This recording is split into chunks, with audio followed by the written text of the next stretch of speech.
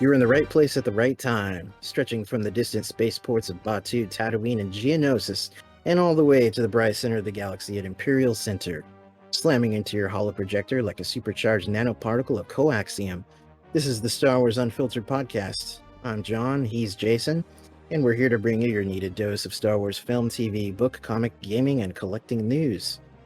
The date is May 30th, 2022, and we got the fire hose of Star Wars news over the weekend, basically because of Celebration and Obi-Wan Kenobi dropping on Disney Plus. But we will get to all that very soon. How's your last few days been, Jason? Pretty good. We went to Disneyland over the weekend because someone thought it was a good idea to get reservations during Memorial Day During weekend. Celebration. Well, that was the thing. I was like, Memorial Day weekend's bad enough. I forgot that Celebration was going on across the street, so it was pretty packed. Yeah. Yeah, it was fine. It was Disneyland. Yeah. Did you guys just go on the same rides you usually do, or? Yeah, of course.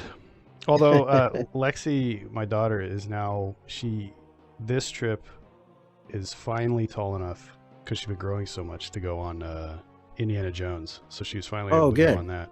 So that was nice. Cool. She hasn't seen the movies yet, but right. So she has no context for but exactly. I mean, it's a cool ride regardless. So that was nice. Yeah. Let's see. When that opened, we were 15 because I think it was 95. Yeah. And I went on it like right after it opened because I think it was like May or June 95, and I went like that July. So I remember when the line for Indy was like 2 hours. They need to do something with that ride because every time I go on it now, there are several things not working like they should. The rope. Yeah, that actually worked. Sometimes it doesn't work. A lot of times I went there, it didn't work. Right. But in the ride itself, the eye wasn't lit up. Oh, geez. The boulder didn't work. It was just stationary. Oh, man. The snake didn't move. Oh, the rat projector. Yeah. It's like all the time. They need to refurb that ride or something. Yeah, it's about time because it's been like 27 years or whatever. And they've done that. Maybe when the new movie comes out. Yeah, maybe then. And they've done that to other things over the years. They've updated Haunted Mansion at least 3 or 4 times over the decades. And then obviously Pirates of the Caribbean got a big update like in the 2000s after the Johnny Depp movies. And yeah, it's currently closed for some sort of refurbishment. I think they're going to replace all the pirates with women. I think it's going to be all female pirates. It's going to be Amber Heard chasing after Johnny Depp. Yeah, throwing poop at him on the little circular thing with the chasing the pirate in that circle. Yeah, she's going to be chasing him with a bottle of vodka to take the tip of his finger off. Yeah, good times. How's your week been? It's been pretty good. Obviously the Star Wars news is exciting, and I mean it was a weird day because like obviously we got all these trailers and all this cool stuff, but then it was like I heard that Alan White of Yes passed away kind of unexpectedly, and obviously I'm a huge Yes fan, and he had 50 years with the band, and not besides Yes he had played on like John Lennon's Imagine and some pretty classic things. So that was kind of a bummer. It was a weird roller coaster of a day. And then of course Ray Liotta passed away, and then Andy Fletcher of Depeche Mode, which I like. And yeah, it was just kind of like, man, what a strange day 3 days ago or whatever. So a lot of bummers. A lot of bummers. And speaking of bummers, American Graffiti actor Bo Hopkins passed away on May 28th. And I wanted to mention that because it's, American Graffiti is Lucasfilm, and it's part of the larger Star Wars family in a way, just like everything Lucasfilm. And I always really liked him in that movie. He played the leader of the Pharaoh gang, and so he had a lot of scenes with Richard Dreyfuss, and there's just so many classic lines that he had. And he was mostly known for this, but he was also in the Wild Bunch, the Western, and a bunch of TV. He had like Hawaii Five-0, the A-Team, tons of TV, and lots of other movies. And there was a kind of a Jaws ripoff in the late 70s. I think it was called Tentacles. It was like a giant octopus movie. You've probably seen it mentioned over the years. but yeah, it was kind of like a Jaws ripoff, and but This sounds familiar. it's fondly remembered because it has other kind of medium-sized 70s stars in it. Yeah, yeah. And I don't think I ever saw it, but it occupies that same space as, like, say, Orca, which was the other Jaws ripoff, but Yeah, with the Orca killer was whale. great. Orca was good. I saw that on TV when I was a kid, and Or there's Richard still Harris, Richard Harris, and Bo there's Derek. still scenes from that that kind of haunt me, like when he hoses the baby killer Yep, whale off the yep, deck. yep. That's a very intense scene. That whole Yeah, thing. It's very yeah, graphic. no kidding. Anyway, Bo Hopkins. Yeah. Got a tip of the hat to Bo Hopkins, and I think tonight I'm gonna revisit American Graffiti again, as I usually do once a year Well, I or think I'll so. download Tentacles because that sounds familiar, and I love movies like that in the Yeah. Jaws, vein Yes. of killer animals. So Yeah. maybe I'll Yeah. watch that. I think it's 1977. It might be. It's either Yeah, 77 or I 79. brought it up. A great cast too: John Huston, Shelley Winters, Yeah. Henry Yeah. Fonda. I'm definitely going to download this. I mean, Yeah. find it streaming somewhere. Yeah. Oh, sure. Yeah. Yeah. That's what you meant. So Celebration Anaheim happened obviously over the weekend, as we mentioned, and it was quite a big spectacle because COVID delayed the last one that was going to happen in 2020 in, I think, Chicago, because yeah, that was the original location. It's in Anaheim this year where they had it, I think, two or three other times. I know 2015 and 2007. There might have been one other, if I recall, but you basically wherever Disney is, it's either going to be Orlando, here, or Chicago, and or as far as North America lately. Right. And then they've already announced even the next one for London. I think next year, I think is when it was announced. But Yeah.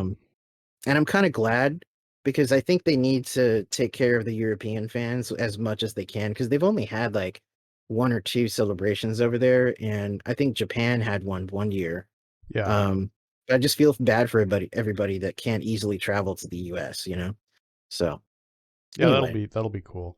I you know, like I mentioned, I went to Disneyland, and I kind of forgot that Celebration was going on because I've been busy with other stuff. But in when we were leaving Disneyland and I saw, like, there's all this signage and stuff up for Celebration, it kind of bummed me out because just thinking about, the three celebrations we went to, and we just did that retrospective on Celebration 1. Yeah. It's been, geez, however many years since we went to one, 17 years 17. since C3. And Yeah. I do want to go, but I don't really want to go when it's in Anaheim, so close to I us. know, it's weird. It's like it's almost like it's unfair. It's weird because it'd be cheaper for us as far as travel costs, but Well, it's the journey, man, you and know? especially now too, because um, back then, whatever you saw at Celebration was pretty exclusive because there wasn't YouTube, there wasn't streaming, there was Yeah. news sites, there was the Yeah. internet. But nowadays, you can get that information like instantly, whatever it was. Yeah. And a lot of Yeah. trade shows and conventions, you can see what was there immediately Yeah. on YouTube and stuff. But Right. Right. it is more so about the journey and It really mingling with is. like-minded fans and stuff. So Right. I don't know, well, maybe next time it's in Chicago, we'll make the I trip. know. But I fingers crossed because I got to do a road trip out east, and having a Star Wars destination is a lot of fun. So, yeah. yeah, hopefully down the line. Speaking of collectibles, I saw that this isn't a Celebration exclusive, but they announced it there. At Star Trader, they're going to start selling. They have a Captain Rex pilot droid action figure. I don't know if it's a figure or if it's a statuette. It's about half a foot tall, and it comes in this little nice Star Tours package, and it's pretty pricey. I think it's like $200, and I think they said there's only going to be 2,000 of them. Oof. But I saw the picture, and by the way, it's for the 35th anniversary of Star Tours. Hmm. This how they're celebrating it with this little figure. I gotta say, as a Star Tours aficionado, I'm drooling over this because I want it, and yet the idea of paying $200 for it is what dissuades me. So it's just Yeah, I think it would be worth it if it came with like a Blu-ray quality transfer of the original original rides, ride. content. That would Yeah. be worth it, I think, if it came with that. Imagine that, but then also bonus documentaries that are exclusive to it, Yeah. like that would be worthy. I had to mention that because there's so many collectibles we don't mention in our news because there's too much. We tend to stick with the novels, comics, TV, games, movies, but like every so often I got to throw out a bone for the one or two listeners we We have that can't want their collectibles we news. can't keep track of every instance of Disney desperately trying to recoup their investment cost on buying Lucasfilm. I know Is we basically can't. it. Yeah. So anyway, let's get right down to what new Star Wars series were announced this weekend at Celebration. We got Skeleton Crew starring Jude Law. And this was described, I think, a week or two earlier. I think it was in the Vanity Fair article, actually. They did describe this. And I think the description was it's supposed to be a coming of age story set after Return of the Jedi, like after the fall of the Empire. And I think it's going to star. They made it sound like in tone, it was going to be like a 70s or 80s Spielberg movie like E.T., they said tonally. And I Hmm. was almost thinking like maybe like starring a few kids or something, plus maybe Jude Law. Maybe he's like a pirate captain or something, and and he has a bunch of orphan kids or something with him. I have no idea, but it sounds intriguing, and I like Jude Law. Yeah, So I like Jude Law. So yeah, hopefully it's and good. that's executive produced by John Watts, Christopher Ford, Jon Favreau, and Dave Filoni. And I just realized today, I thought this is going to still be a couple years off. It does say streaming 2023. So we are getting that this next year, which is good. Um, and then we got Tales of the Jedi, which is due this fall, which is another CG animated. I think it's an anthology of shorts. This So is it's going to be full of Nomi Sunrider and Exar Kun and Ulic stuff, Qel-Droma, yeah, right? and the planet. Yeah, yeah, right. No, wrong. It's going to be starring the prequel era Jedi. But however, Which is cool. It's cool it's from what I've cool. You know read. what? It's cool. I do like the idea of this, and I'm intrigued because they got Liam Neeson. He's going to do Qui-Gon, and Hmm. his son, I think, is voicing young Qui-Gon or Mm. something like that. Yeah. Um, And then there's going to be like obviously Dooku when he's younger and training Qui-Gon, and then we're going to see Ahsoka when she's a kid. Um, Man, the Ahsoka fire hose is on full display over this next year. There's just Well, tons of you Ahsoka. give Filoni the reins, and that's what's going to happen. Yeah. Um, Tales of the Jedi, the title was leaked like I want to say 4 or 5 months ago because there was like a Lucasfilm thank you memo or something. And so the logo got leaked and people were like, oh, we're finally seeing the old Republic era open up more and XR Kun, no me Sunrider. No. And I think my that's my kind of a only bummer. my only gripe is I get it. It's a great title for that kind of content, but it Yeah. has history, so Yeah, it's I fine. know. Whatever. What are you gonna do? Whatever. What We're are you gonna gonna take do? it and we're gonna love it. Mm. And then there's also Young Jedi Adventures, which is animated and it's set during the High Republic era, and that's due in 2023. And I think this is squarely aimed at younger viewers because it's also going to be on Disney Junior in it as well as Disney Plus. Why didn't they So call that the Young Jedi Knight? yeah, I know, right? You know what? I remember in the late 90s, there was a rumor that there was going to be a Young Jedi Knights animated series like on like Fox Kids or something with Jason and Jaina and their adventures, and that was just a rumor back in the day, but I don't know if there was any veracity to it. But anyway, Well, uh we'll see how good it is. we'll see. Yeah, I'll check it out. And the thing is, it is going to be canon stories, and I'm sure it's probably just going to be CG animated, like kind of like the hand drawn style. Probably like those shorts that were on the Star Wars Kids channel that I like never check out. Yeah. But I mean they're cool. I just don't have the time for them because they're just kind of repeating classic trilogy content. Yeah, But it's fine. I'm sure it'll be fine. yeah, it'll be cool. But anyway, and then also we got Mandalorian season 3. The release month is confirmed next February, which kind of lines up with Vanity Fair. They were saying it was going to be late this year, early next year. And then Ahsoka is also going to be next year. And that there was a for people at Celebration, there was a reel of test footage for Ahsoka. So Hmm. there was content that I've not seen and people have kind of described. And our Star Wars friend Billy was there and he saw it. And I don't know. I'm kind of hoping they release some of that online as a trailer, but they probably won't because they do sometimes keep those convention exclusive kind of things going.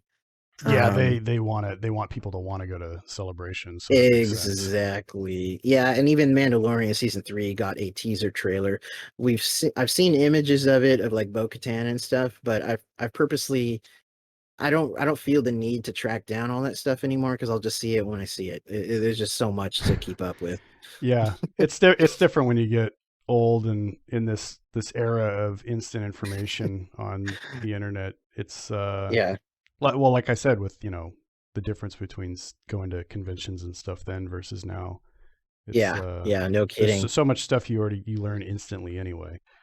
In Yeah, spite of this exclusive stuff that they show, the test reels and all that stuff. and even just walking around conventions or walking around Disneyland or walking in general, I need my goddamn New Balance shoes these days with like Yeah, jeans, you know. I need I gotta like orthopedic shoes. seriously. Um but yeah, so now as far as we're going down the line of other things here, we did get a big teaser trailer for Andor, which Hmm. we only had a sizzle reel. Gosh, already, I think it was like 2 years ago or a year and a half ago, we got a sizzle reel. And I feel like I feel like it's been in the can a long time, like before Obi-Wan Kenobi. I think it's been because it was announced in like 2018 or something, like 4 years ago. And anyway, we finally got our first actual teaser trailer. What did you think of this? It looks interesting. It's definitely very teaser. There's not a lot of substance, but there's a lot to chew on as far as speculation. Yeah, Um, so I'm pretty excited. I mean, it's territory that's been tread a lot over the yeah, years. yep. Um, Pre A New Hope. Pre New Hope and the formation of the rebellion, all that stuff. Um, but I don't know. I'm mildly excited. You know, I've said before that I was more excited for this than Obi-Wan Kenobi, despite the fact that I love Ewan and Hayden and the idea. But just because I kind of felt like, I don't know, this I'm a vehicle guy, I'm a battle guy, I'm a soldier Star Wars fan. So this is kind of like right up my wheelhouse. And the trailer basically reconfirmed that for me. And now that we have seen 2 episodes of Obi-Wan, I'm probably even more excited for Andor, like because I can compare it to some degree. I mean, more so when I see it, but like I feel like tonally it has there's very much a Rogue One vibe Mm-hmm. where it feels new. You're seeing new planets, new factions. There's an element of newness to it, but there's still those familiar Star Wars tropes like Yeah. Imperial officers and you see a TIE fighter and things like that. But I love now, okay, so this we're getting 2 episodes August 31st. So Obi-Wan Kenobi runs through the end of June. We're Mm-hmm. getting a break in July, and then August 31st, 2 episodes of this. We're getting 12 episodes. And I looked at a calendar that this runs through till November 16th. It's going to be like a fucking crazy fall of full of Andor. Yeah. And then during the same time, Bad Batch, which also got its season 2 trailer. I don't know, did you see that trailer yet? No, I haven't watched it yet. Just as well, but that is we'll get to that. Uh, there might be overlap with Andor because it says that's a Bad Batch is coming fall 2022. Now Yeah. that could mean it picks up late November after Andor ends, but then either way, there's going to be overlap with Willow, which had its teaser trailer, and Yeah. that's due November 30th. Yeah. So it's going to be a big Disney Plus fall, that's for sure. Yeah. Speaking of Willow, the teaser drop for that, and I had the thought that because Val Kilmer obviously has been dealing with cancer and more or less, I mean, he did lose his voice with all the Yeah, surgeries he's had to deal with. But he still, is, the cancer's in remission and he can act and he just can't use his voice. Wouldn't it be funny if he reprised his role as Mad Mardigan in Willow, but the character couldn't talk, and that right. became a joke in the series that he's there, he just can't talk because he was such a Right. a braggart in the original That would be movie. interesting to spin it that way and take advantage of his handicap. I can't remember if this is a rumor now or if it was confirmed somewhere. There was something that they were gonna, I don't know if it was for Willow or something else. There was something that they were working on, and they were gonna use AI to replicate his voice based on old recordings, kind of like they Yeah. did with Mark Hamill for Mando and They did everything. they did that with Ebert too, for Roger Ebert. And that was a while ago. That was like 15 years ago that this company had come up with this software that you feed in Right. audio recordings and then they can replicate your voice. Because he dealt with Yes. severe mouth cancer and like he Right. had surgeries that basically totally robbed his ability to speak. Right. Um, but yeah, I mean, I think I heard something about that too. Because he wants to act, he can still act. Hmm. He just doesn't have his normal voice anymore, which Right. sucks. But Right. he was such a Overall, though, yeah, Willow's looking good. Like I mean, like it's kind of weird because we're getting a sequel to it so many years later in some form, mhm. but I think it looks pretty good. I mean, I'm not as excited as some of the Star Wars things, but whatever. Yeah, It's Willow. I'm that's the same. I'm excited that it's happening. I have no, you know, I don't have any high hopes or anything. I'm just happy that it's happening and I hope it's good. Yeah, yeah, I'm excited to see more of that universe. And strangely enough, like I was gifted when I was a kid, I had a Willow role-playing book, and it had, I think it might have been compatible with D&D, but it's weird. It had all the stats and background lore on like the Ebersisk and the the trolls and the whole background of the politics and everything of that universe. It was such a cool book, and I think I still have it buried away somewhere, That'd but be awesome to dig up. yeah. Yeah, I know, and I still gotta read those, novels that came out in the, 90s by Chris Claremont. I think You Lucas probably might as well not now because I'm gonna take a wild guess and say that this series is they're not going to adhere overridden. to any canon that was established in those Well, novels. it was technically Lucas canon because he outlined these stories and then gave them to Chris Claremont to novelize. So, Yeah, I but mean, what are they gonna do? Go against Lucas with his creation? How dare they? Disney would never do that. They would never Yeah, never. contradict. They would never contradict Never. his original vision. Right. But anyway, anything else you wanted to say about Willow? No, but speaking of contradicting Lucas's original vision and having its way with his creations, Indiana Jones 5, they released an image Yeah, from the new it's movie. like Indy is on like a catwalk in a cavern or something.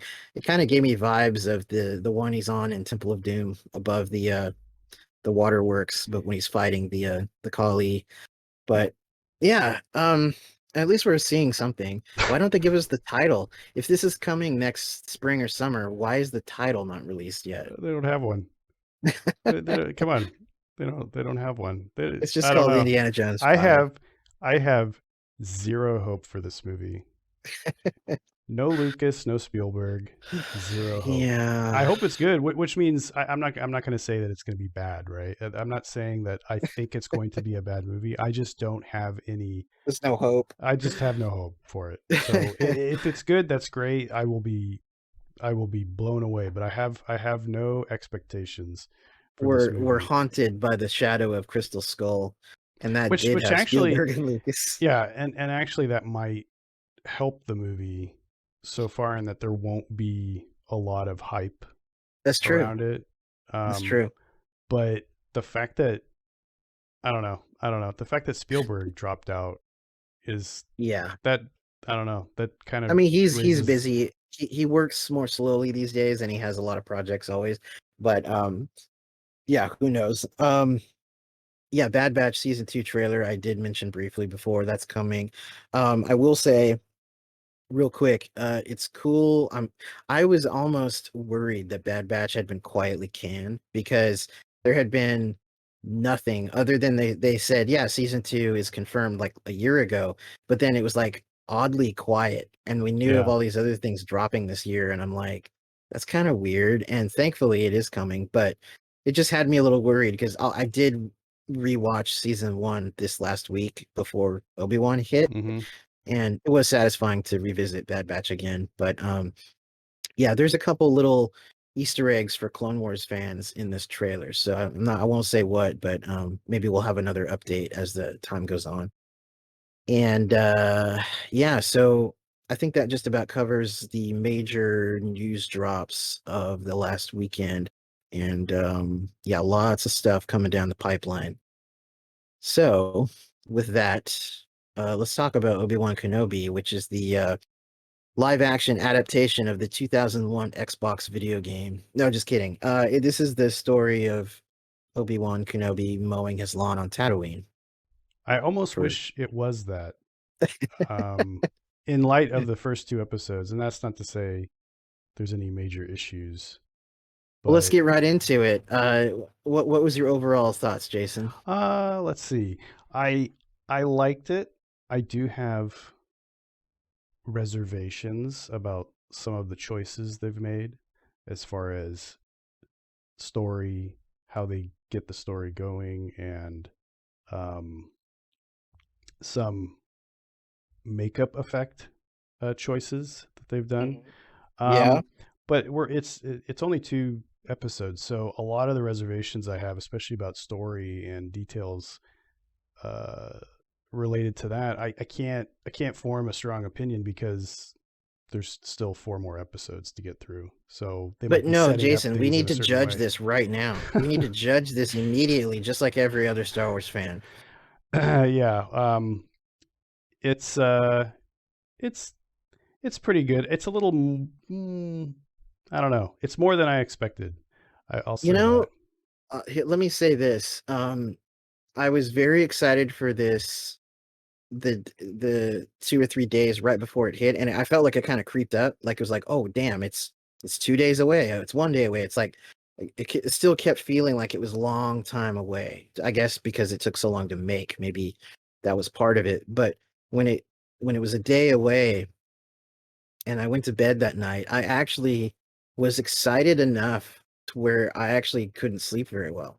I was actually pretty pumped, and I hadn't felt that way for a Star Wars thing in a while. Like, it's just sometimes these things just kind of, I don't know, like I'm excited, but not like super pumped up, like the old days. Yeah, But actually, yeah.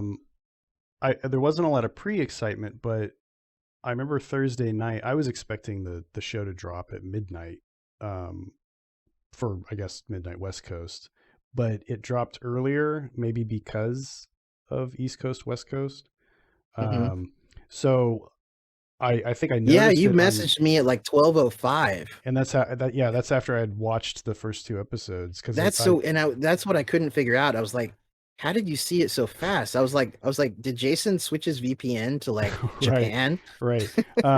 No, I just happened to see that it dropped early, and I actually got really excited to be able to watch it earlier than I expected. That is Um, kind of cool because you feel like you're experiencing it like fat more quickly than other fans, and you feel like you're on the edge of well, like, well, certainly in our you know, mini group too, because I always go yeah. back to I always think of uh, when we would see movies versus when Jess would see movies because Hmm. she's in Ohio, and so even with um, the sequels, we would be sitting down to see the movie whenever we'd Yeah, see it, that's and right. she'd be like, I already saw it, and then I'm not, It's no better than The spoilers. Empire Strikes Back. Yeah, yeah, she did say that about one of the movies. I think she retracted that statement though. Last Jedi. Yeah. She did reassess and retract that statement. Well, Um, even I thought Rise of Skywalker was mind blowing that night when we were like yes, in the afterglow as we ate pizza. But then yes. it was like on my second viewing, and then after being online and kind of like seeing other people, I started to think, wait a second, I got hit by the Star Wars afterglow. I got slapped by it again. Yeah, post refractory period, you gain clarity on what you just experienced, and This yeah, actually did happen to me with Obi-Wan Kenobi too. I was gonna briefly mention that. I loved it on the first viewing, more so the first episode than the second. But then when I rewatched it yesterday, like with my headphones in front of the laptop and like very immersed, hmm, like instead of just on the TV, I was noticing how glacially paced a lot of it is, and it's just there's a lot like.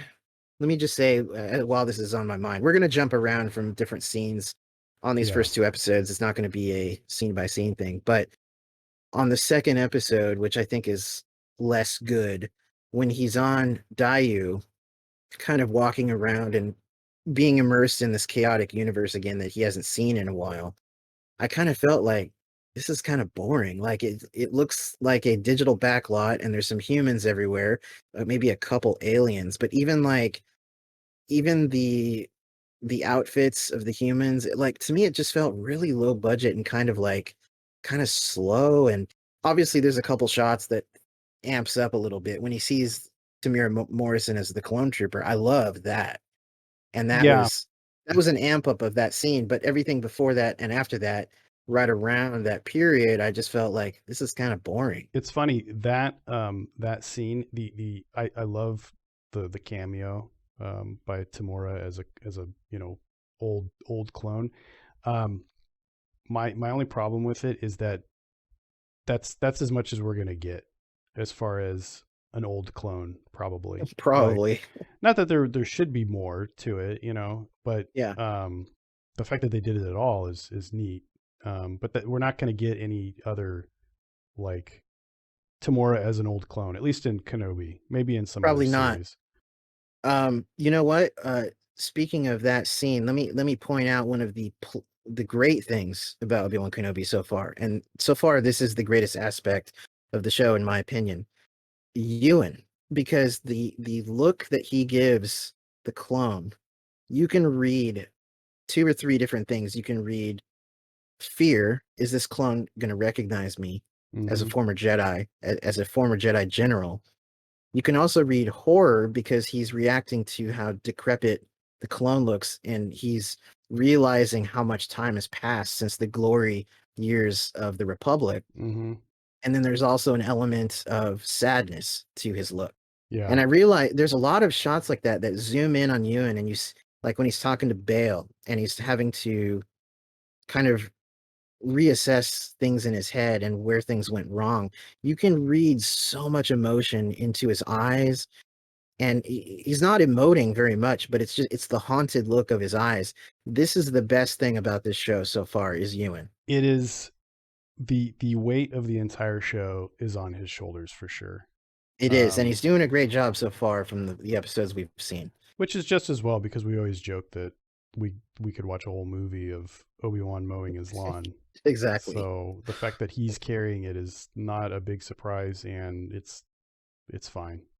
Yeah, yeah. Um, you mentioned production value and the glacial pace, but specifically production value. This is something that I've noticed in, to me at least, Book of Boba Fett and Kenobi so far feel very cheap. at least Yeah, compared yeah. to Mandalorian and other That's what I'm feeling. streaming shows, especially Netflix shows. Netflix shows, the way they're shot, the production value, it feels very cinematic in a lot of ways. But and it could be just, Disney's trying to recoup losses during COVID and issues with COVID in general. They're trying to keep the budget super tight. Right. But the And then they got the volume so they don't have to go shoot out in location right, in a lot of but cases. for the most part, Mandalorian felt, you know, like it had a higher production value than That's kind of just what I these two feel other so series. far. But again, it could just be, issues related to COVID. That being It could said, I mean, be. one of the major issues with production value, I think, is the Grand Inquisitor's makeup, Oh which is gosh. horrible. I You know mean, what? I'm not gonna, pull my punches on it. It's laughable what they've done. It kind of If is. Yeah. if if I don't see how he's not, but if it is the same Grand Inquisitor The same from one. the Now, cartoon.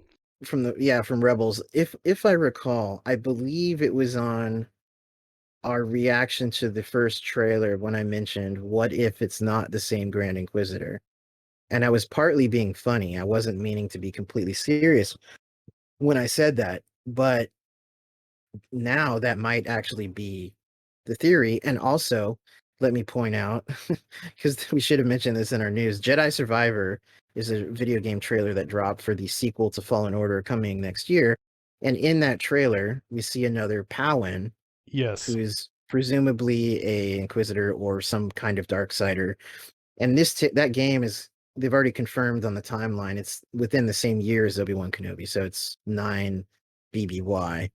Um, what's the deal? Do we have multiple Powins that are Inquisitors? Is there a Well, lineage of Powins? I don't think the issue isn't really whether or not he is that Inquisitor. The one, Yeah, right? the real issue is he a Powon?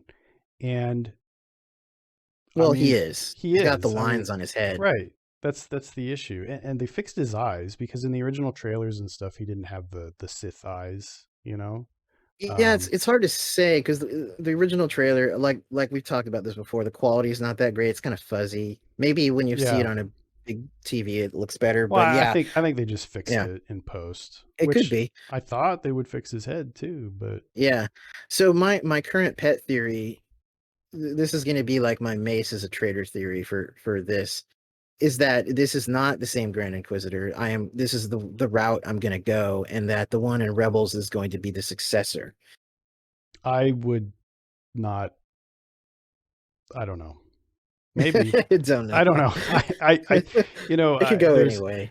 there is a side of me that will create crazy theories to explain inconsistencies in continuity, but then there's Yeah. another side of me that's just this.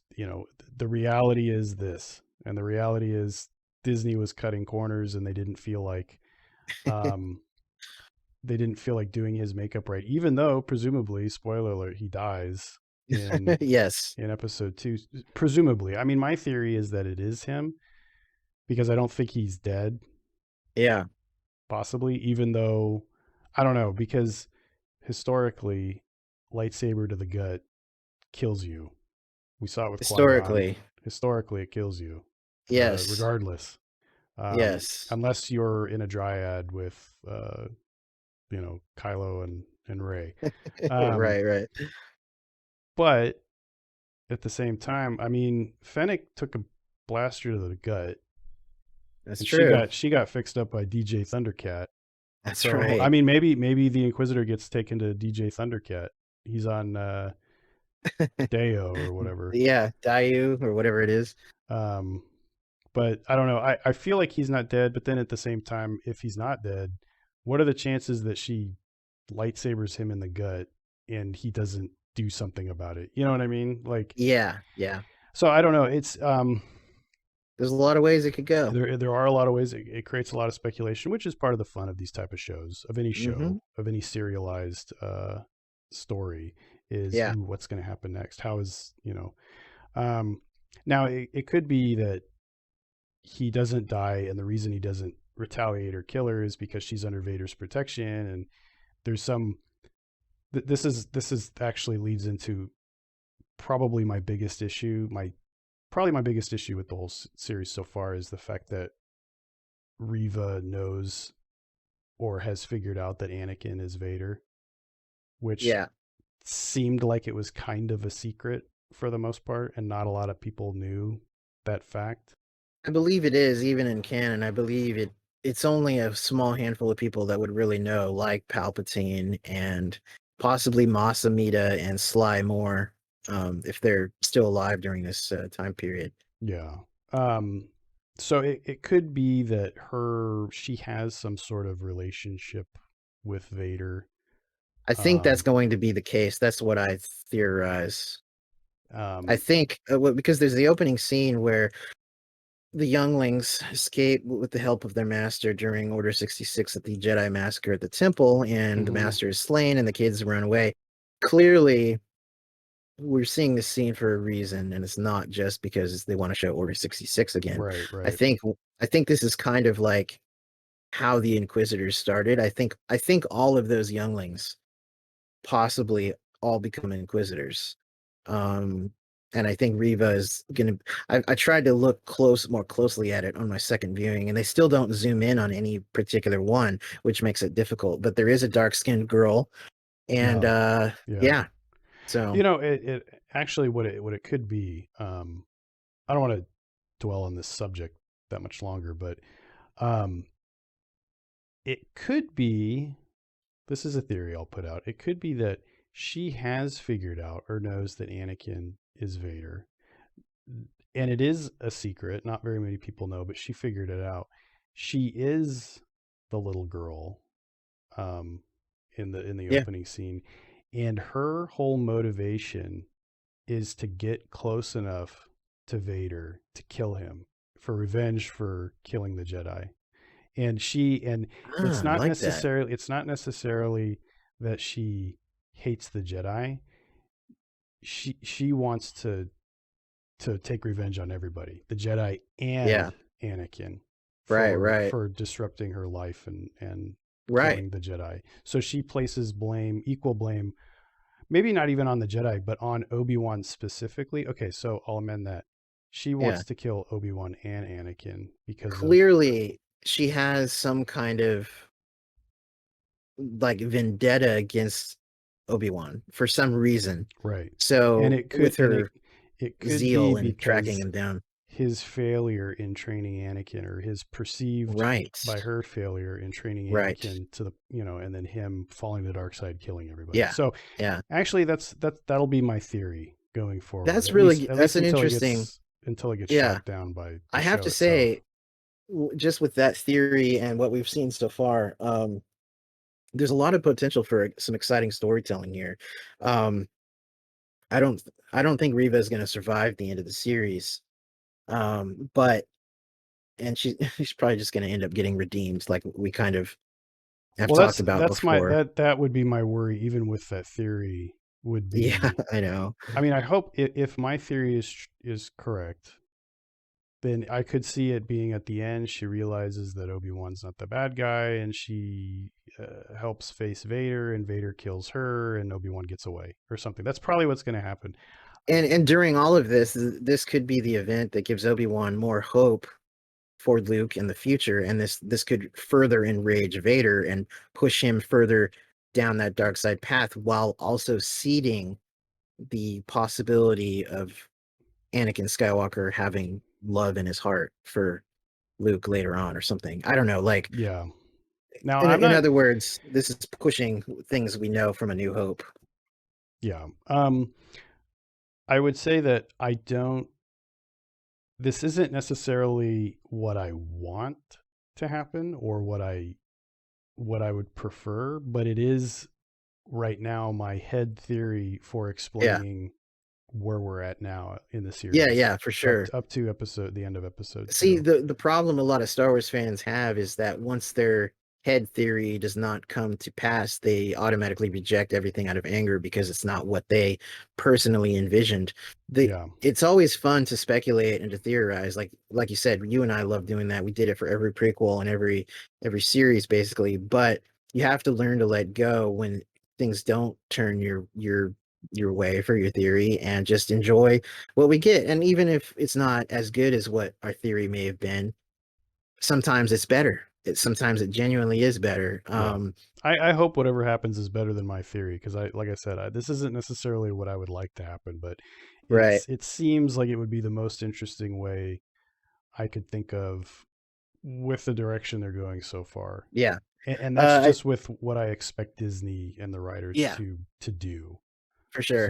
So Um, I will say that Riva seemed more threatening in the first episode, chopping off the hand of the outspoken lady in Mos Eisley, uh, basically threatening Owen and nearly cracking open the entire like secret of Ben and Owen. That that was actually I loved that scene and it was tense, but I feel like every scene after that with her, it felt less and less threatening until she killed the Inquisitor. Then there was a little bit of a uptick of threatening yeah, demeanor, but I'm just not buying I'm not buying her as a villain, as a very threatening villain.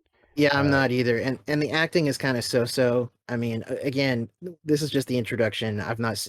People love her other work that she's been in, like there's Queen's Gambit and stuff, and you know, my roommate Nicole loved that show or whatever.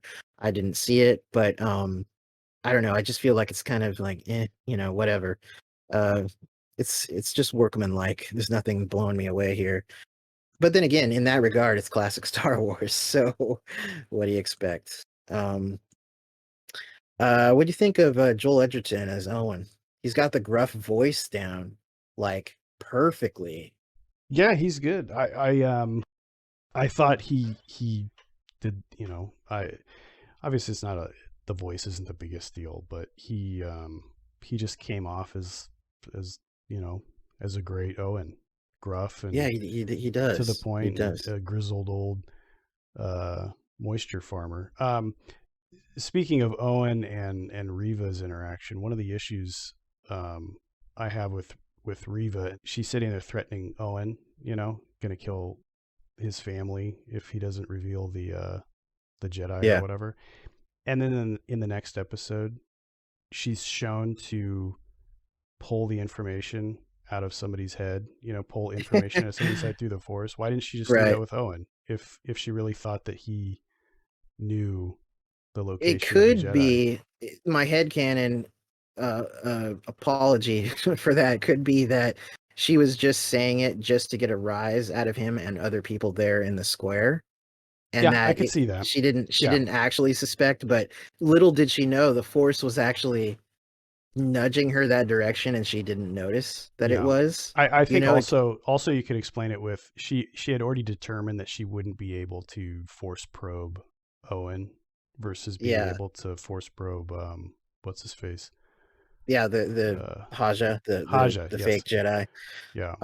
Yeah, Which the other issue and this goes to the whole threatening persona or whatever, her aura.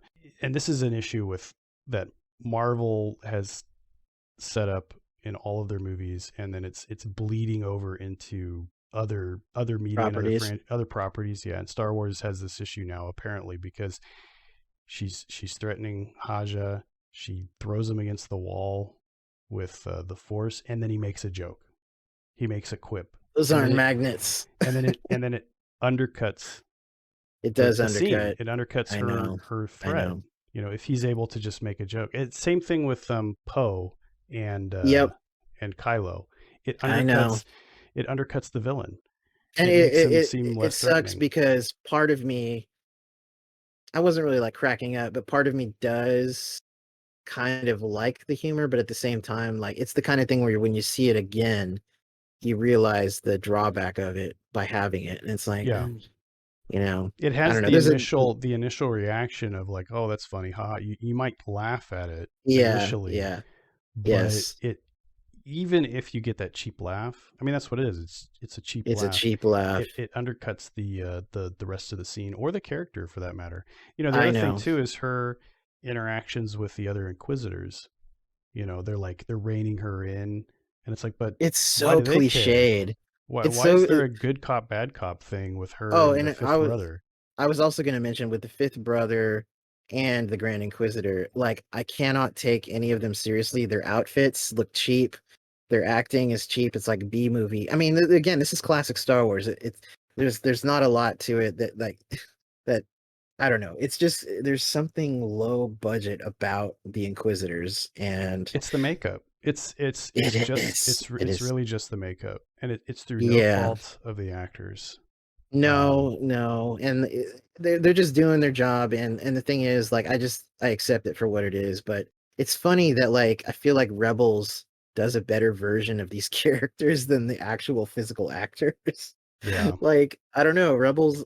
Maybe it's because I saw it first. I don't know, but anyway, we should probably yeah. move on to Sorry, other that was scenes. a little bit of a tangent. We have so many other scenes to talk about. I do want to say when Obi-Wan was in his cave trading with the Jawa named Tika, um, that's kind of an interesting name because there was that one from Tales from the Mos Eisley Cantina that was named Wima Tika. Hmm. So again, maybe this is Pablo Hidalgo or someone from Story Group making a similar sounding Jawa name, or maybe he's from the same tribe as Wima Tika. But I like that little detail. It could be Wima Tika, and he It just could calls be. him Tika for short. It So could be, and it was cool seeing the little model skyhopper. If from A New Hope that Luke has in the garage.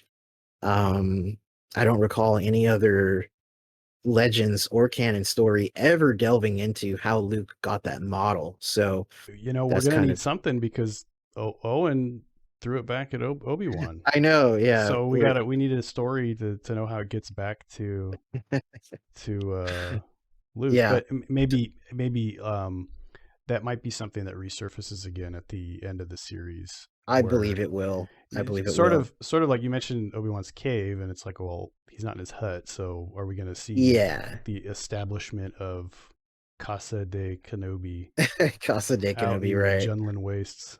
Right. Another thing was okay, so there's that Jedi on Tatooine named Nari, and who was like on the run, and I love the scene by the way where Riva throws the knife at the bar owner, and then the Mm-hmm. Jedi has to stop it. That whole build up with the Grand Inquisitor speaking about how the Jedi, it's like an itch they have to scratch, their Yeah. compassion. That was great. That was actually a really cool speech, and I love the scene. And I don't recall ever quite seeing a scene like it, even in a Star Wars novel, where someone threatens somebody and then a Jedi has to stop it like right then. So that was kind of cool. It was interesting that then he faced Kenobi, tracked him down when Obi-Wan was riding home, and it's like, what happened to you? I need your help. And Obi-Wan just kind of shuts him down, like, go bury your lightsaber. And Literally. that yeah, literally, just like me. But no, that was great. These are things I didn't even think of. Like, what if another Jedi came across Obi-Wan? Is he going to pretend to not care? Is he actually not going to care? Does he have to bury his own compassion deep inside to the point of actually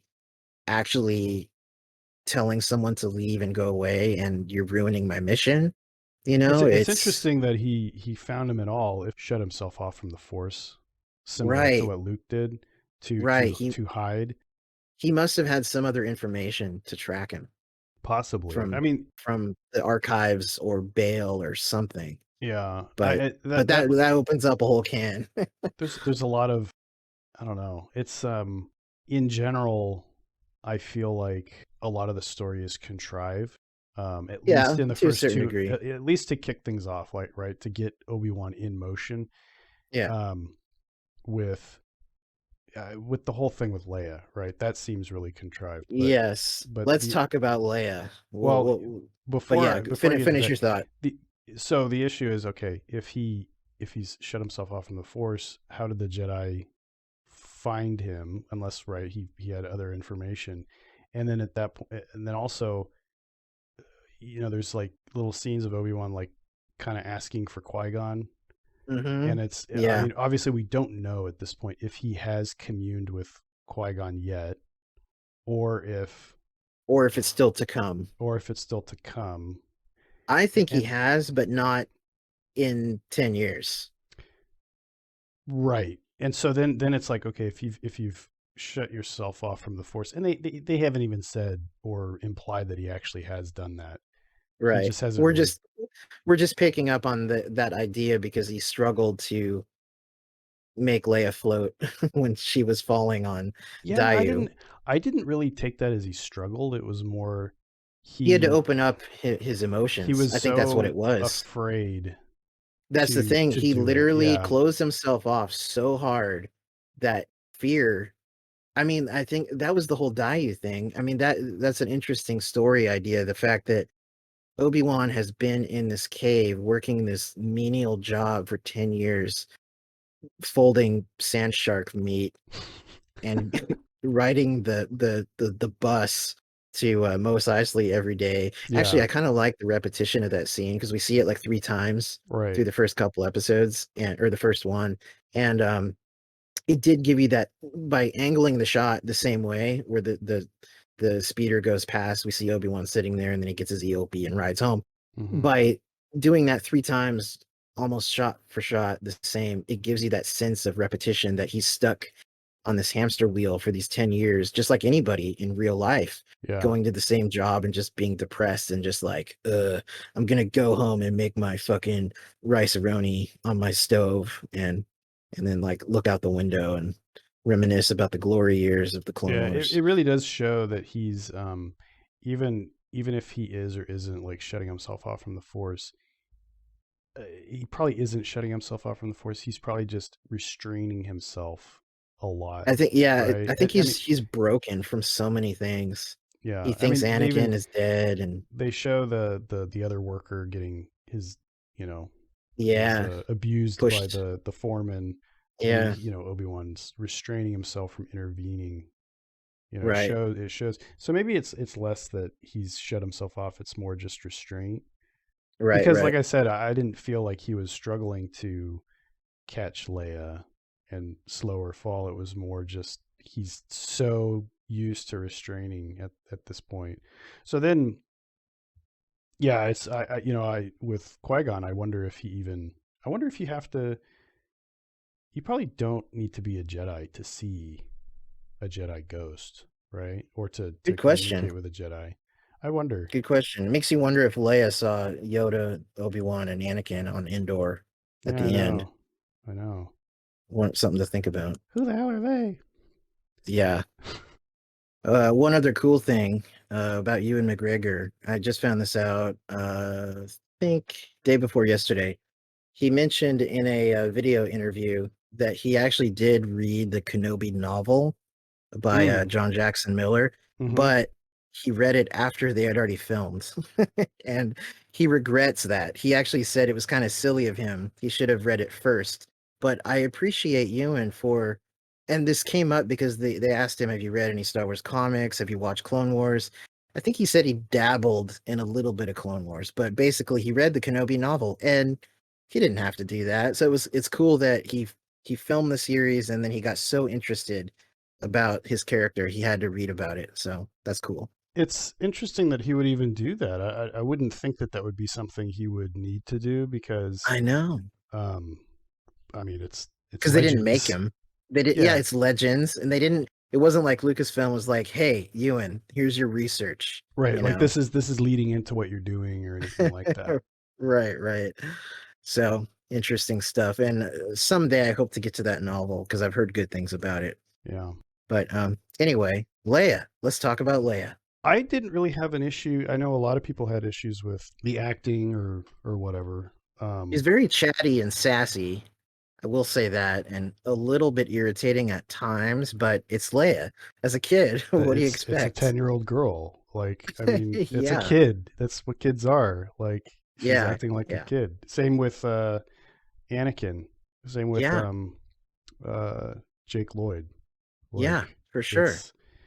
it's it's a kid. That's how kids act. It's not a And a big deal. Skywalker to boot. So there's a Um certain kind of strong personality.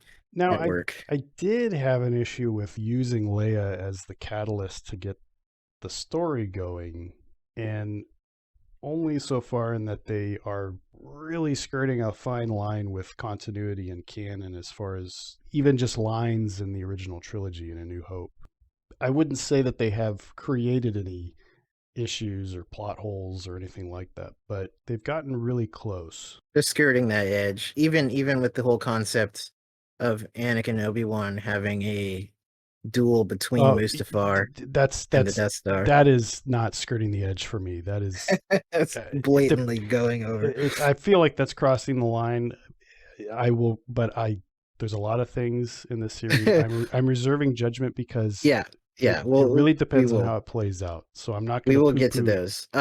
One thing I want to mention about Leia, which is really cool, when they introduce her on Alderaan, obviously we see her seemingly getting dressed up, and then it's some other girl that she, you know, put in her place. Hmm. Um, that was kind of funny. I like that. But when she's climbing the tree out in the woods and she's pointing out different ships, there is a bunch of Easter eggs in the three things she mentions.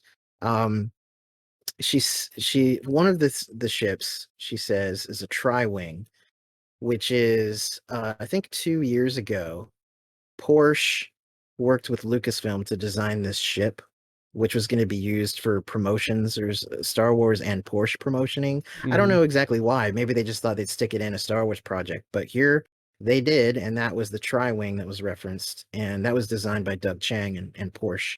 So that's kind of cool. And then she says there was a another one goes by, and she says I think it's Aquilin Rangers or Aquilin, I don't know. But that's a reference to the very early Star Wars scripts because Lucas had that one planet named Aquile, Hmm. and I think he even had the idea of the Aquilin Rangers as a group. So that goes way back. And then she says maybe they're hunting Merson pirates. And I thought to myself when I saw that, I was like, that sounds really familiar. But I didn't want to like pause and like look up like Wikipedia until, later. Right. So I did look it up. And this is an interesting one.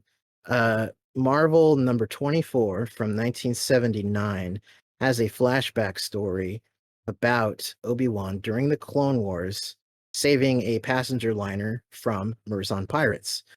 And on top of that, this was the very first prequel era story ever depicted in anything in Legends or canon.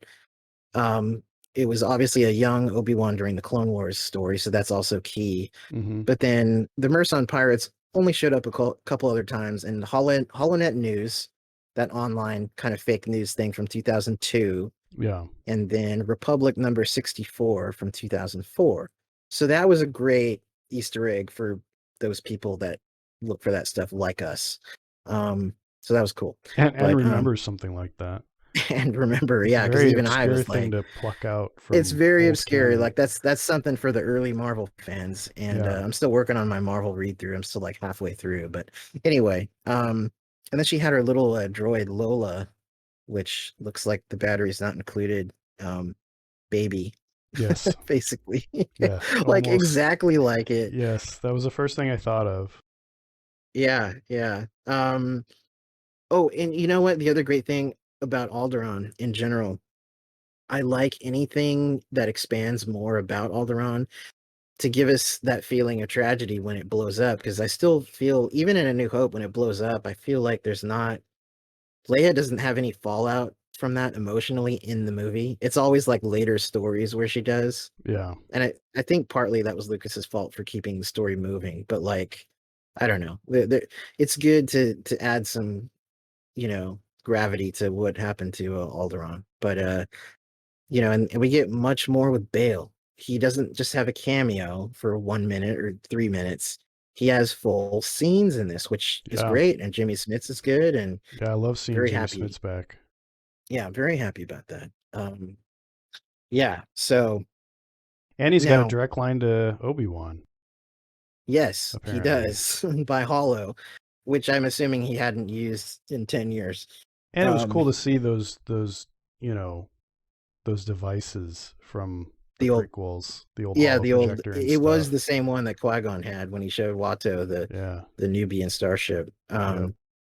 Yeah, that was a great scene where Bale and Brea were asking his help, and you see the hesitation and the the him being unsure as to whether he should or could or can he, leave Yeah. Tatooine. And so that was a great scene, and you see the desperation in Bale and his voice, and I like that. That was really good.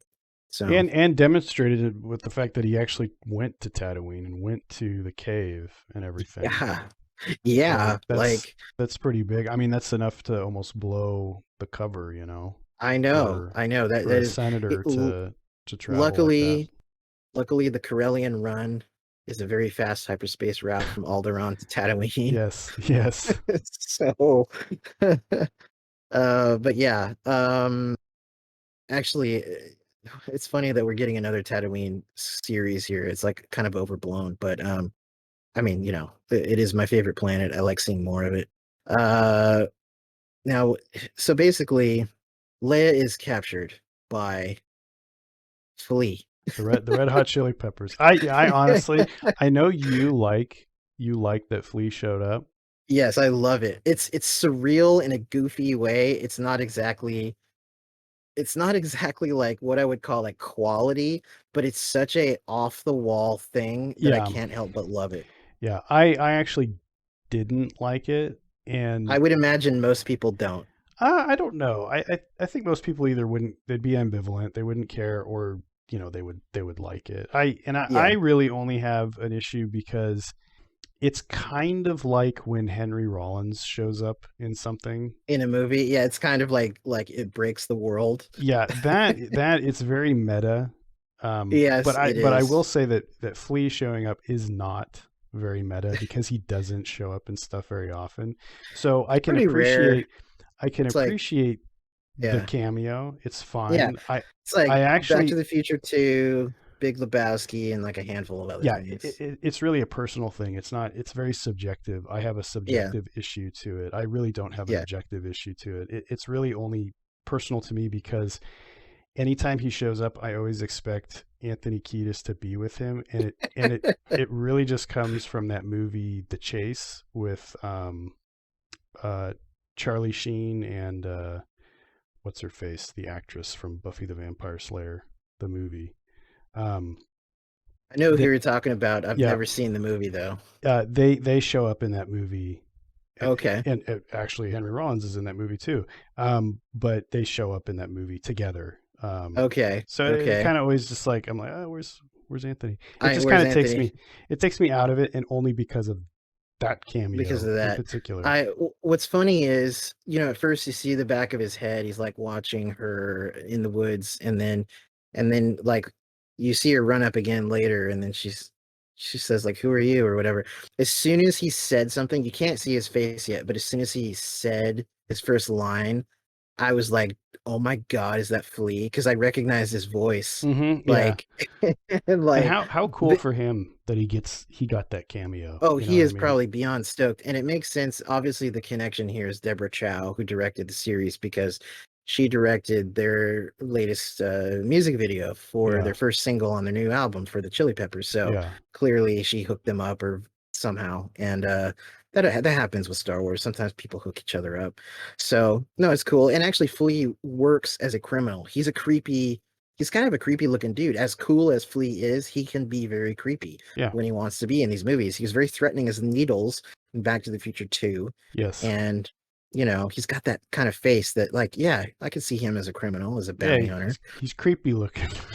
And I love the scene too when he punches Obi-Wan on Dayu when Obi-Wan is looking for Leia, and then Obi-Wan throws down that like spice or whatever, and Hmm. then they're all high. Yeah. And like that was it. But see, again, that undercuts the like Reva walks in, like, where is he? And they're like all just high, like they're on acid or something. And the humor of that kind of undercuts her threatening scene. So again, Yeah. it is It makes it is what it it makes is. it kind of cartoonish. It is cartoonish. But and then while on Alderaan, also I wanted to say we briefly see C-3PO, which was cool, Yeah, that was and neat. he was played by Anthony Daniels. So once again, Anthony is in a Star Wars project of some kind. I'm hoping we do see more of C-3PO, or maybe I don't know. Do you think that would be too much? Is it better if we only have a glimpse?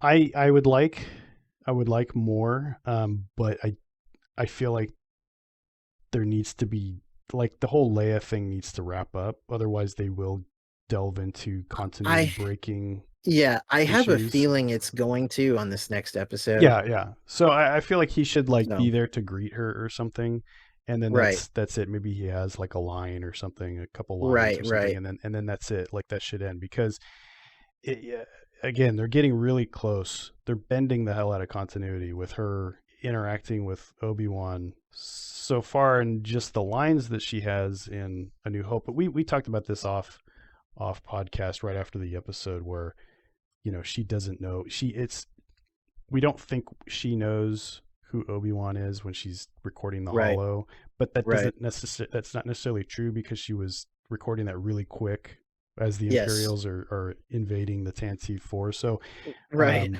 it could, it doesn't mean anything. It doesn't mean she doesn't know who Obi-Wan is and stuff. right. She's just trying to jog Obi-Wan's memory really Yes, quick versus like, yes. remember when we were on Dayu, you know? Right. And the thing is, her father could have briefly mentioned Obi-Wan over the years as, knowing, the old Clone Wars general or something. Maybe not even that he was still alive, but he might have just talked about Obi-Wan as in the past tense or something. Well, and that was the what we accepted as the probable truth up Yeah, until this series when she flat out meets Obi-Wan. At meets least Obi-Wan. knows him as Ben, but it's like she's smart enough to put two and two together. She's shown as being Right, very clever and very smart and being able to figure things out really quick. for So sure. probably the easiest way to fix it, if there was any issues with continuity, is to just have Bale have a little throwaway line about wiping her memory as the scene ends, a la C-3PO. And he could use Obi-Wan to do it, like with a Jedi mind Yeah, trick or something, like have literally just have the erase child's her. mind wiped. That would be so wrong. Um, a couple other things I wanted to mention here on Dayu. Obi-Wan is approached, of course, by a young drug dealer offering different spice varieties. That is Ewan McGregor's daughter. Yes, And yes, there's an interesting kind of meta echo too, because she says, like, I was someone's daughter once too. So yeah. it's like it's a little meta, but I like that she mentioned glitter stem. That was Hmm. just like, oh, Kevin J. Anderson is he got a little ka-ching over He his did head he did the meme with Leo. Leo from Once you Upon a know, Time in Hollywood. yeah. There it is. There it is. But yeah, Kessel, Pure, Glitterstim, and Felution. So that was cool. Because Glitterstim, it's been recanonized already once or twice, but it's not been very often mentioned in recent years. Yeah. So when it is mentioned, because to me, that's the OG spice. Like that's the Hmm. first one that the EU really like showed, Yeah. So anyway, the old Jedi Academy trilogy days. So that was cool. And then there's kind of a big deal here with the Haja Estri Jedi con man scene. Uh, so he's helping this mother and her son get off the planet by pretending to use a Jedi mind trick on a friend of his who works at the spaceport, Right. and then he's taking their credits and pretending to be a Jedi, basically. So you watch the scene, and it just seems like it's a mother and her son who she says is force sensitive. When you see the credits, you see that it's It's the kid Kyle is listed Katarn. as it's Kyle Katarn.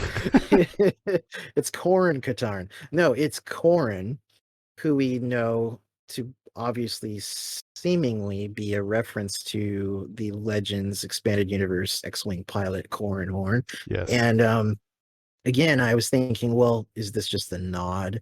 Because like, like that's a big deal, like recanonizing Corran because he was Hmm. a major character. That would be a But huge deal.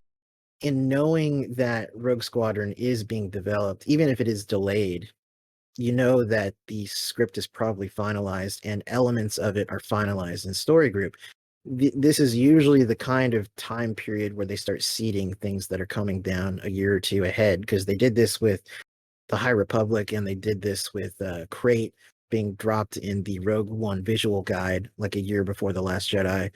So when I saw the scene again yesterday, knowing, oh, and also the mother, Corin's mother is named in a source, and according to IMDb or something, the mother's name also matches Corin's mother. Mm-hmm. So watching the scene again and the way it's framed and presented, suddenly it makes sense. Yes, this is Corran Horn. It is. Mm-hmm. It's Yeah. not even like a nod. This is him. And the timeline even works out because his age is roughly the same as Luke's. I think he might be a year younger than Luke, but the timeline is correct. He did end up going to Corellia to live with his adoptive father of Hal Horn, and then joining Corsac, and then obviously later becoming a rebel pilot.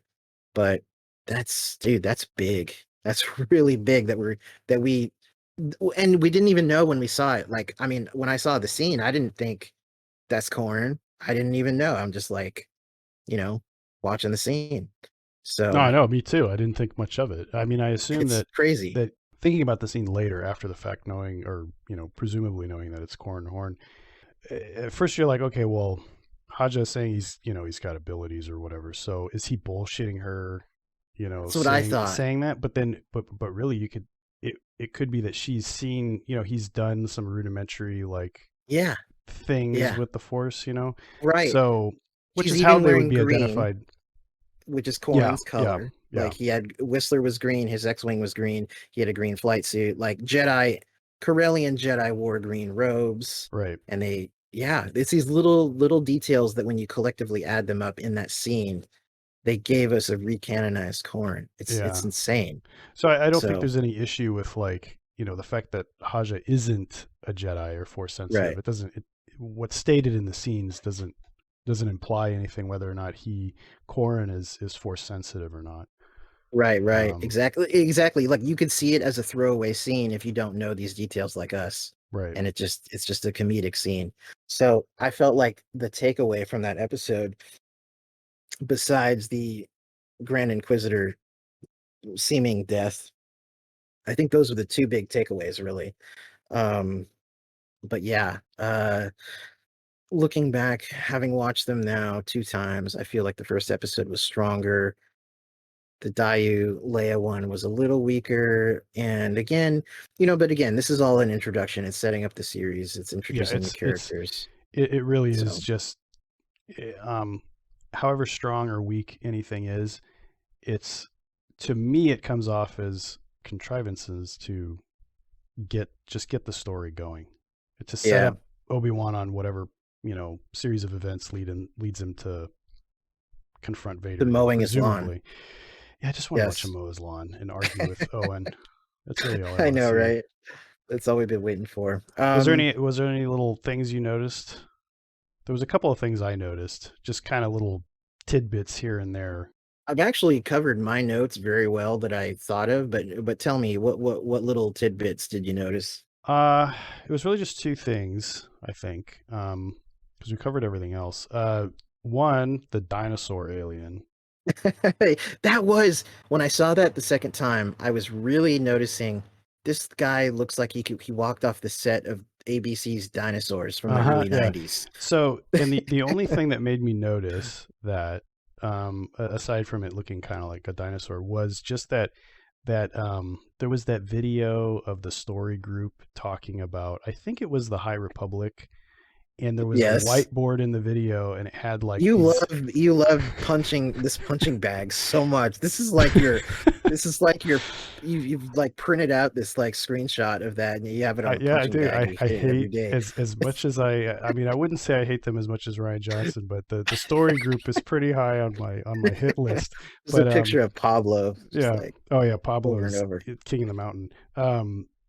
The On the whiteboard behind them in that video, there's like a list of Yeah, things they want to see in Star Wars, and like dinosaurs. diversity and all this stuff. And on that list is dinosaurs. And there we are. We There got we are. They got dinosaur dinosaurs. dinosaur alien bounty hunters running around shooting at Obi-Wan. You know what though? I am at least glad that it's a different looking alien, and it's not Oh just, God, at least oh, it's not a it's a human. Rhodian, it's a Twi'lek, Right. it's Yeah. an Hey, Aqualish, get that, like get that, get that Rhodian mask out of storage. Let's go. We're the gonna ride that Grand, thing out of yeah, the Grand. the old paper Um, mache Grand, yeah. the other thing I noticed was I haven't confirmed. I'm sure that it's been confirmed one way or the other, but the one of the aliens chasing Leia was a Falleen, or looked like a Yes, no, Falleen. it is confirmed, Okay, and I that's what I think thought. this is our first live action Falling because they showed up in Clone Wars, and I believe maybe in Rebels or Bad Batch. I know They Clone did they Wars for did in sure. bad they did in Bad Batch, because I remember Yeah, it was that yeah. episode with the adolescent Rancor. I think there was a Falleen in that Yeah, you're episode. right. There was a couple. It was like Yeah, a father and son or mother and daughter or something that had to yeah. escape. Yeah, yeah. And let So, me tell but you, no, one thing I've yeah. learned about Falleens from this episode of Kenobi, the second episode, Mhm. they have a very strange gait when they run. What was that guy doing? He's running like a maniac, with his wide stance Yeah. and everything. Yeah, yeah, right. Maybe his pheromones were disrupting his himself Yeah, or herself. Actually, it looked like a woman in a couple shots. I don't know if it was yeah, it might have been a the female Falleen. it, Could it- be. it's hard to say because they have the top knot and everything and they look a Yeah. little feminine. But and then there's the other guy, there was like a Zabrak, but we've seen Zabrak in a lot of places now. Mandalorian has used them, Apparently, and apparently Obi-Wan forgot they have horns. it's, He, yeah, I know he he- punches it. Ah, actually, it was cool seeing Obi-Wan have to kind of shake the rust off as far as his martial arts and fighting, fist yeah, fighting. yeah. Because I'm sure, obviously, as a Jedi in training, you do a lot of that, but he probably hadn't had to do a lot of that since the Clone Wars Well, or Revenge of the and Sith. he's probably pulling his force punches, so to speak, Yeah, in yeah, just restraining himself from opening himself to the force and being able to, anticipate right, things and all that. So right. Yeah, there's I didn't have any other specific notes. There was a lot of things that I glossed over. I did some Wikipedia perusing after I watched it, and there's all kinds of things that I don't need to go into, like, Jacko Beast. I'd rather be digested by a Jacko Beast, that Leia says yeah, that. That came from like a role-playing if book. if we if we sit here and go over every single Easter egg, it's going to be a 5 hour. 5 hour show. Yeah, yeah, so Um, true. I think I got out the gist of everything though. yeah, I And think that again, 7 lightsabers out of 10, I'd say so far. yeah, I have issues, but I'm like I said, I'm reserving judgment because this is only the first two episodes. It's a very short, um, it's a very short series, and Yeah. I don't want to preconceive any notions Hmm. about the show and where it's going. I do have theories, like the thing with Riva and what her Yeah. motivations might be. I think that again, I don't know if I would want that to be the case. I don't know if that's the best way to tell that story or have her motivations be, but it's what I can think of right now. So that'll be my theory, is that Yeah. she's actually trying to get to Vader. That kind of makes it so that she would actually be a good guy in the end, which obviously I think Disney would want to do because they're Disney. The only other thing I have a problem with, I would say, and it would be such an easy fix. In fact, they could fix it in post. They should have given Ewan some gray hair. Like they I should have was had him thinking the same thing. starting to gray. Because yeah, because I thought they were gonna bridge the gap a little bit more with how he looks in A New Hope, and to me, it looks like he only aged 5 years. Obviously, he's got some natural wrinkles around the eyes and everything, but they should have aged him more, I feel. Yeah, I don't think they needed. I don't think they need to do any facial aging. But if they would Just just more give him, gray. if they give him more gray, because obviously he's been under a lot of stress too with the Yeah. guilt that he's been carrying around.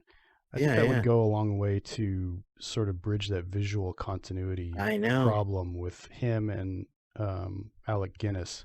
Yeah, Um, yeah. but that's obviously that's not really a big issue at all. It's gonna So be like the meme where he just looks over at like Owen and suddenly it's just Alec Guinness. Like he just like transforms well, even immediately. even Jess had, she joked after we were talking about the episode.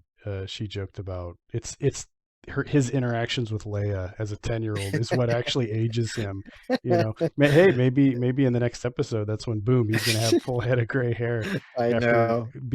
he's on that ship for however long with 10-year-old Leia giving him shit the whole time. I know. Very true. Yeah, I'm looking forward to the rest of this. And the other good thing is the teaser and the official trailer, 95% of that footage was from these first two episodes, which Yeah. means most of this series, we don't know what the fuck is going to happen other than the fact we know Vader and Obi-Wan are going to face each other. That's kind of it. I'm So, still kind of hoping that's a misdirect, but we'll see. I, as I if. I think that really messes with the lines in the New Hope because and the main thing I don't want to go off a big tangent, so I'll just say it really quickly. Uh-huh. The main issue I have with that is that Vader says, "When I left you, I was but the learner. Now I am the master." Okay, and I think the way that Lucas constructed Revenge of the Sith was he even put that scene in with Anakin getting booty blasted that he wasn't made a master, even though he was put on the Right, council, right. right? It's kind of hit So that point home that he he, was. yeah, he used that scene to to connect to that scene in A New Hope. Um, so and then on top of that, there's as far as I know, there's no ranks in Sith, right? I mean, he is Not to my a Dark knowledge. Lord of the Sith. There's He just is Darth yeah, Vader. there's So just two Dark Lords. unless they spell out some like thing where Palpatine is testing Vader or something, Yeah, yeah. to me it Or doesn't work that well. you know what? Honestly, the line of him being a former learner, just throw it out the window. It's just a line. It could be Oh, Vader I just know. saying, It was just something you know, written by some guy named George Lucas. You 12 know, parsecs. I mean, What are I you gonna get do? it. I get it. You know, Obi-Wan calls him Darth. You know, which Yeah, yeah. I'm kind of hoping that that is like a joke, He does that. like he Yeah. does it in the series. If they're gonna have a duel and stuff or interact at some point, Like he that would be a doesn't thing. like he himself doesn't want to believe Anakin exists in any form, so therefore he refers to him as Darth. Yeah, something like that. I don't know. I don't I know. think Again, in the end, maybe obviously Obi-Wan really is pushing Luke to kill Vader. Obviously, maybe he just by the end of this, he's reconfirming that he really is more machine than man. Maybe he thinks that Anakin literally is dead at the end of this, and it's yeah, just a maybe. droid. He's a droid with like cybernetic, organic cyborg parts of Anakin Skywalker stuck inside of him, you know? Yeah, I mean, it'll be interesting to see. Like I said, I don't. Again, that is an issue, but also that is a preconceived notion about where the show is going, Yeah, and with something that's everything but confirmed with them having yeah, a duel. So I don't want to do that. So I still trying to reel in my you know yeah, my notions about where the show's going. So I'm trying right. to reserve judgment. I'm just going to keep trying to reserve judgment. So I'm pretty Indeed. excited. I'm pretty excited with the rest of the show's going to be. Yeah, yeah, we're getting them every Wednesday through the end of this month, so more to come. And hopefully, And and I will say one last thing. I hope that Riva gets to do more in a more serious way. I hope that they build yes, that her up more and quit yes, undercutting her so much. right, right.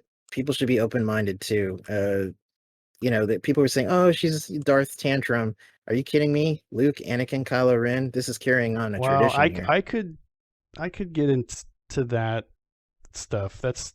They're sort of set up that way, and she's not set up that way, right? Like that's Anakin's actual problem is that he is, he wasn't trained at an early age, like he didn't start at the temple, and he doesn't have a strong father figure. I think that's sort of a subtext to his whole story, Oh yeah, for sure. and then he is like this. He's this child, through the whole thing because Yes, his growth has been stunted he's socially and petulant. emotionally. Yeah, so it kind of works with him. Um, but I wouldn't go so far as to say Riva is Darth Tantrum that much. There's times where it kind of comes off, but that Yeah, might be like a miscasting thing or just what the actress has to work with. But yeah. Who we knows? got 4 more episodes, so I'm not gonna poo poo anything too much. Right. I'll We'll poo-poo it at see. the end, or I'll We'll praise poo-poo it. it at the end. Exactly. How many lightsabers out of 10 would you give it so far? I don't do that stuff.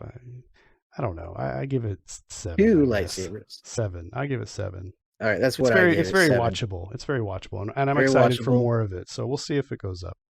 All right. On that note, we hope everyone enjoyed this episode of the gigantic news drop and the Obi-Wan review. And we're going to have a lot more in the coming weeks here, more reviews of Obi-Wan. In the near future, very soon, we're probably going to do a Celebration 2 retrospective because we did the one for the first one. And then we're also going to have Attack of the Clones 20th anniversary retrospective sometime soon. Don't know when. And that's in between our Jedi Outcast playing, which you still need to pick up on because we've been procrastinating and delayed and all kinds of stuff. Mm-hmm. I mean, I'm dealing with a computer that took a dump like a week ago. So anyway, more to come. And until next time, everybody, may the Force... Oh, wait, you know what? YouTube. We're on YouTube. Check out the YouTube page. Check out the Facebook page. You can email us at starwarsunfiltered@yahoo.com. And remember, we're on Instagram. So lots to check out there. With that, hope everyone enjoyed this, and may the Force be with you. Good night. Good night.